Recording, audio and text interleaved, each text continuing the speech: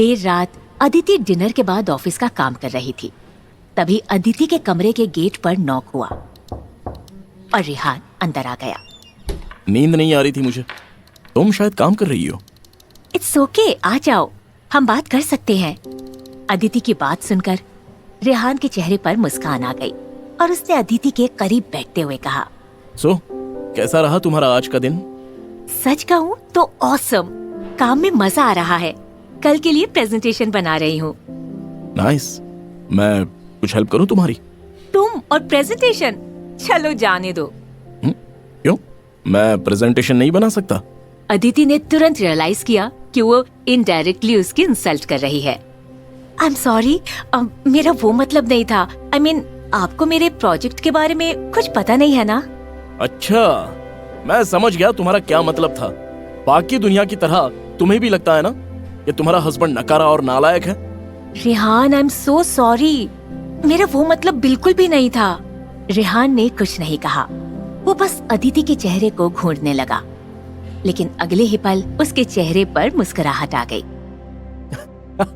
चेहरा देखो अपना। अरे मैं तो बस मजाक कर रहा था। वहीं अदिति का चेहरा उतर चुका था। उसने गुस्से में रेहान की तरफ पिलो फेंक दिया। आप भी ना, मैं तो एक बार के लिए डर ही गई थी। रेहान अभी भी मुस्कुरा रहा था। उसने भी अदिति की तरफ पिलो फेंक दिया, लेकिन पिलो की वजह से अदिति बेड के दूसरी तरफ झुक गई और वो बेड से नीचे गिरने लगी। लेकिन वक्त रहते रेहान ने अदिति का हाथ पकड़ लिया। उसे ऐसे छूते ही रेहान के पूरे शरीर में ऊपर से नीचे सिरहन दौड़ने लगी। वहीं अदिति भी रेहान की सांसें महसूस कर सकती थी। अगले ही पल अदिति ने हल्का सा खांस दिया और रेहान उससे अलग हो गया। एक पल के लिए दोनों के बीच अनकंफर्टेबल कर देने वाली खामोशी छा गई और फिर रेहान बेड से उठ गया। अब मैं तुम्हारे लिए कॉफी बना कर लाता हूँ, शायद तुम देर रात तक काम करने वाली हो। ये कहते हुए रेहान बाहर चला गया। अदिति के चेहरे पर ना जाने क्यों मुस्कान आ गई और उसने शर्माते हुए अपना चेहरा ढक लिया। अगले दिन वंश कार से ऑफिस आ रहा था। तभी उसने रियलाइज किया प्रियल की कार उसके ठीक बराबर में चल रही थी। प्रियल वंश को देखकर मुस्कुरा दी और उसने इशारे से ही वंश को रोकने के लिए कहा, लेकिन वंश ने अपनी कार की स्पीड बढ़ा दी और आगे निकल गया। प्रियल ने भी गुस्से में वंश की कार को ओवरटेक किया और अपनी कार बीच सड़क पर रोक दी और वंश भी अपनी कार रोकने के लिए मजबूर हो गया। वंश, तुम मुझे इस तरह इग्नोर नहीं कर सकते। तुमसे कह दिया ना, मुझे तुमसे कोई रिश्ता नहीं रखना, फिर क्यों तुम मेरा पीछा कर रही हो? शट अप वंश, अपना मुंह बंद रखो और चुपचाप मेरी बात सुनो। अब तुम वही करोगे जो मैं तुमसे कहूंगी। प्रियल का एटीट्यूड देखकर एक पल के लिए वंश हैरान हो गया। साफ साफ बताओ, अदिति के हस्बैंड रेहान का डीबी ग्रुप से और तुम्हारे बॉस से क्या लेना देना है? एक बात और, उस चुड़ैल अदिति के करीब जाने की कोशिश तो बिल्कुल भी मत करना। याद रखना, वो तुमसे दूर होगी और तुम मेरे पास। प्रियल की बात सुनकर वंश मुस्कुराने लगा और उसने कहा, अच्छा, अगर ऐसा नहीं किया तो? वंश की बात सुनकर प्रियल भी मुस्कुराने लगी और फिर उसने वंश को अपने फोन में कुछ फोटोज दिखाई। फोटोज देखकर एक पल के लिए वंश के पैरों तले जमीन खिसक गई। प्रियल के फोन में उसकी और प्रियल की न्यूड फोटोग्राफ्स थीं। अगर तुमने मेरा काम नहीं किया तो मैं ये फोटोज लीक कर दूंगी और उल्टा तुम्हारे खिलाफ पुलिस में कंप्लेंट कर दूंगी। फिर सड़ते रहना जेल में। ये फोटोज ना सिर्फ ट्रेलर हैं, ऐसा बहुत कुछ है मेरे पास जाने मन।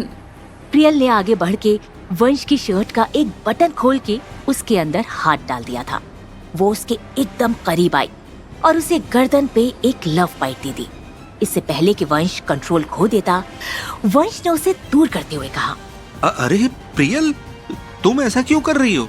क्या मिलेगा तुम्हें अदिति के हस्बैंड के बारे में जानकर? हाँ, जरूरी नहीं है तुम हर एक बात जानो, अभी सिर्फ इस सेक्सी प्रियल की बात मानो।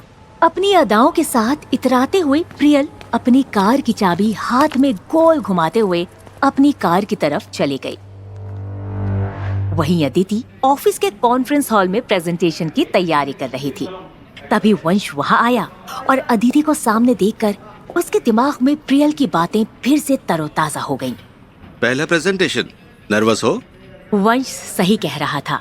अदिति के चेहरे पर नर्वसनेस साफ दिख रही थी। पहले प्रेजेंटेशन में तो हर कोई थोड़ा बहुत घबराता है। What's the big deal? I just like your confidence, huh? कुछ देर बाद सभी क्लाइंट्स कॉन्फ्रेंस हॉल में आ गए और मीटिंग शुरू हो गई। जैसे ही प्रेजेंटेशन शुरू हुई, सामने स्क्रीन को देखकर सब के सब एक पल के लिए शॉक रह गए। स्क्रीन पर कार्टून्स चल रहे थे। क्लाइंट से बात करते हुए अदिति को रियलाइज ही नहीं हुआ था कि कब वंश ने उसके पेन ड्राइव बदल दी थी।